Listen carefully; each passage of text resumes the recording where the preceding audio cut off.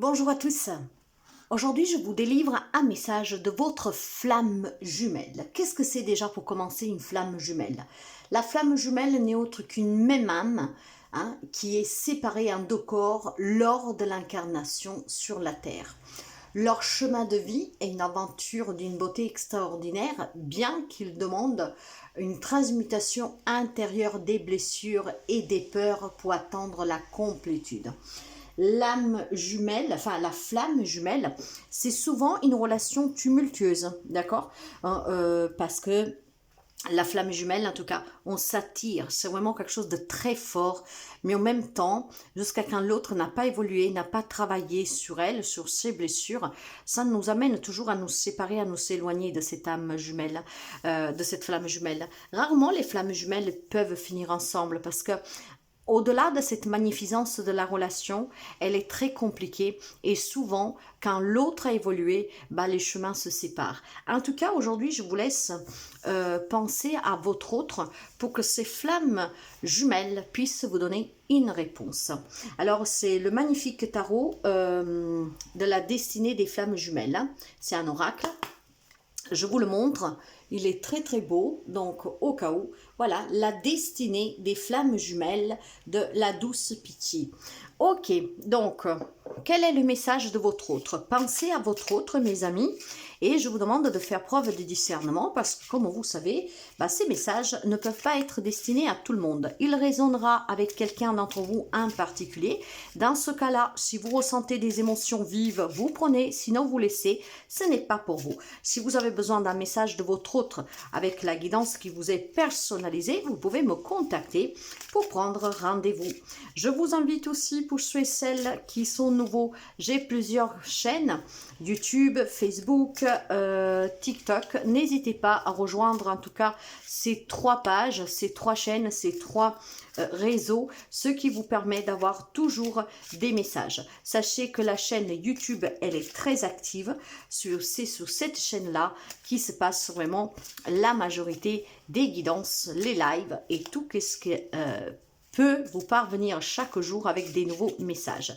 Je vous invite à vous abonner, à liker, à partager, à commenter et je vous invite, mes chers amis, à faire en sorte que cette communauté s'élargisse. Nous sommes une communauté dans la bienveillance et dans l'amour, donc n'hésitez pas à, à vous abonner. Allez, quel est le message de votre autre? Un message qui va certainement résonner avec quelqu'un d'entre vous et d'une façon particulièrement forte. Et ces messages doivent toujours vous aider, en tout cas, à avoir un regard éclairé sur votre situation. Allez, quel est le message de votre autre, de votre flamme jumelle? Je crois que vous en avez deux. Eh oui, vous en avez deux. Donc, j'ai la dépendance affective pour quelqu'un. Regardez. La dépendance affective pour quelqu'un. Donc, ça sent déjà la codépendance affective. Alors, mais on va voir un tout petit peu quel est le message de votre autre avec cette dépendance. Eh bien, le message est tout simplement que vous vous rendez compte que vous avez développé une forte dépendance affective vers l'autre. C'est plutôt en fait votre autre qui vous parle ici, que ce soit bien clair parce que c'est le message de votre flamme jumelle, de votre autre. Votre autre, en fait, dépend de vous. Émotionnellement parlant, pour quelqu'un ça peut être matériel, mais émotionnellement parlant, votre autre se rend compte qu'il a développé cette dépendance affective. D'accord? En fait, votre autre a besoin de votre présence et aussi de vos paroles pour être rassuré. Et a besoin surtout de votre attention, je dirais, sans cesse, tout le temps. Ça peut être parfois difficile, parce que ça peut être une jalousie morbide. Vous savez que la dépendance, de toute façon, elle n'est jamais bonne. Donc, il y a quelqu'un d'entre vous qui vit une relation de dépendance, mais de votre autre, d'accord? Ce qui veut dire que peut-être qu'il commence à vous étouffer. Cette personne dit que quand vous n'êtes pas là, en fait, avec cette dépendance, il ou elle a l'impression que le monde est vide et il n'a plus de sens. Donc, c'est quelqu'un qui s'ennuie, c'est quelqu'un qui se sent angoissé et c'est quelqu'un qui se fait des films dans sa tête. A peur que vous le trahissiez, a peur que vous pourrez le quitter pour quelqu'un d'autre, etc. Et donc, quand il se fait ces films, cette personne peut avoir un excès de colère, ce qui veut dire qu'il peut être aussi désagréable envers vous.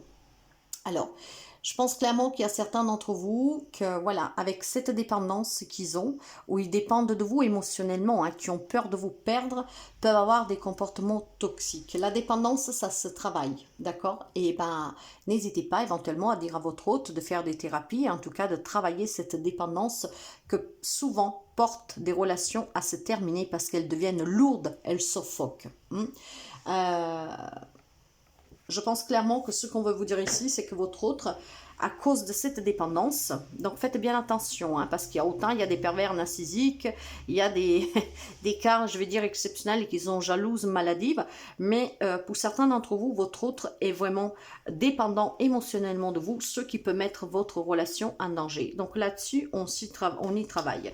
Et j'ai aussi la victimisation, hein. Vous voyez comment, en fait, je pense que c'est le même message pour les mêmes personnes ici.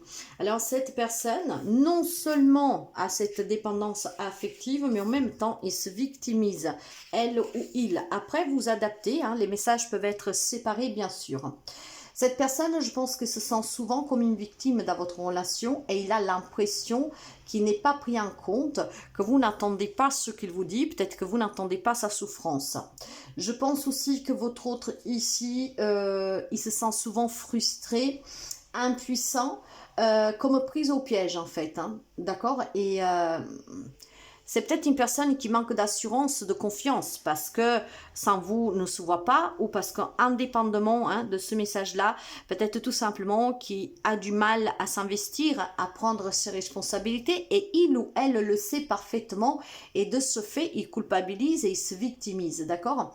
Après, il sait parfaitement, hein, qu'il doit s'exprimer clairement, qu'il doit prendre ses responsabilités, mais je pense qu'il a du mal à sortir de ce rôle de cette victimisation. Il a peut-être aussi l'impression que chaque chose qu'il dise ou qu'il fasse, c'est toujours sa faute. D'accord? Que tout le monde est lié contre lui, voire vous. Donc, vous voyez qu'on voit bien une personne qui est en difficulté ici, hein, quelqu'un qui a perdu confiance, quelqu'un qui, en tout cas, n'est pas encore dans cette perspective d'évolution, d'assumer ses responsabilités. Parce que, alors, c'est parce que tout simplement ici, on peut parler d'une même personne, hein, parce que elle a du mal, cette personne, à se voir sans vous, parce qu'il y a cette dépendance affective, en même temps se victimise, parce que peut-être que c'est très bien qui met en danger la relation, mais c'est plus fort que lui, c'est plus fort que elle. Il ne se sent pas comprise, elle ne se sent pas comprise, il y a besoin certainement de reprendre confiance à la relation, d'accord? Donc j'ai certainement quelqu'un qui, à cause de ses dépendances, met peut-être en danger sa relation, peut-être qu'à vous ça vous étouffe, hein, que ça commence à vous poser, ces crises de jalousie, ces films, et puis aussi d'avoir cette air de victime, tout en sachant que vous dites, mais c'est toi qui te met dans cette posture et c'est toi qui ne comprends pas, qui tu m'étouffes, tout ça. Si on sépare les deux messages, il y a bien en tout cas une relation qui est toxique parce que il y a, ce n'est même pas de la toxicité, hein. Là c'est vraiment quelqu'un qui ne se voit pas vivre sans vous, mais vous peut-être il vous pèse et là-dessus, il faudra travailler là-dessus sous cette peur. Et puis il y a d'autres, individuellement, qui se sentent victimes parce qu'ils ne se sentent pas comprises, qu'à chaque fois qu'ils font quelque chose, c'est toujours de sa faute, mais c'est quelqu'un qui est dépassé par les événements, c'est quelqu'un tout simplement peut-être qui a un passé que a marqué, et puis c'est quelqu'un peut-être tout simplement qui a besoin de retrouver un équilibre ou une stabilité. Pour l'instant, ça le dépasse, elle ou il y a besoin d'aide. Dans les deux cas, votre autre, si vous vous reconnaissez dans quelqu'un qui s'auto-victimise, dans quelqu'un qui en tout cas dépend de vous affectivement, et que tout cela donne un poids à la relation parce que vous, ça commence à vous saouler, ou en tout cas, vous n'en pouvez plus, ou en tout cas parce que vous en avez marre éventuellement de vous prendre la tête parce que vous avez une personne qui ne sait pas prendre ses responsabilités, une autre a une personne qui est toujours jaloux, se fait des films, etc. Je pense que votre autre a tout simplement besoin d'être rassuré et pour cela, il y a des thérapies. Pour cela, on peut travailler peut-être aussi sous des blessures des vies antérieures, sous quelque chose de transgénérationnel, voire tout simplement à travailler la confiance en soi. Pour cela, vous pouvez faire appel à moi aussi. Sinon, n'hésitez pas, si vous vous connaissez dans une relation comme ça, de dire à votre autre de faire ce premier pas parce que sauve votre relation et puis même pour lui ou pour elle, hein, ça sera bien mieux de vivre une relation détachée. On est dans l'amour pur, vrai, on se fait confiance et on se sent mieux. Donc, il y a un autre ici, votre autre, qui a besoin d'aide.